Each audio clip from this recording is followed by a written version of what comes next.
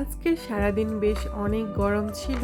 আর সন্ধ্যার পর ভাবলাম একটু বাহির থেকে বেরিয়ে আসি। আর এই তো আমি সাজুগুজু করে একটা সুন্দর লাল টুকটুকে জামা পরে নিয়েছি।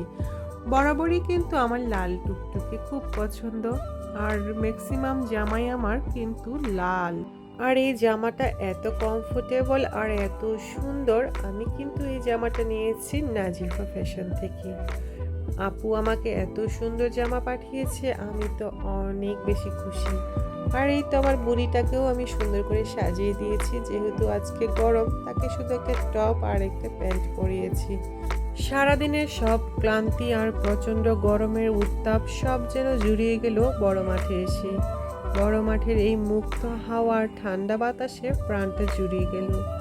আর আমার ছেলে দিহান, সে তো বরাবরই খুব চঞ্চল, যেখানে যায় সেখানেই তাকে এনজয় করতে হয়। এসেছিলাম ঠান্ডা হাওয়ায় একটু বসে কিছুক্ষণ গল্প আড্ডা দিব। আর আমার ছেলে শুরু করেছে জিম করতে, তাকে নাকি জিম করে বডি বিল্ডার হতে হবে। তার এত এনার্জি কোথা থেকে আসে কে জানে। আবার এসে বলছে সে নাকি বডি বিল্ডার হয়ে গেছে, তার বডি অনেক বেশি ফুলে গিয়েছে। সে কিন্তু বুশরাকে প্রায় কোলে নেয়, আর কোলে নেয় বলতে কি, বুশরাও তার কোলে যেতে খুবই পছন্দ করে। সে যত ঝুলিয়ে ঝুলিয়ে নিয়ে বেড়াক, বুশরাও সেটাকে এনজয় করে। আর এখানে এসে বুশরা অনেক খুশি ছিল, কারণ চার দেওয়ালের মাঝখানে সে বন্দি জীবনে থাকে। আর এই তো নীলফামারী বড় মাঠ কিন্তু এখন অনেক অনেক সুন্দর করেছে, আমার ভীষণ ভালো লাগে মাঠে এলে। আর এখানে রয়েছে অসংখ্য বসার সুন্দর সুন্দর জায়গা।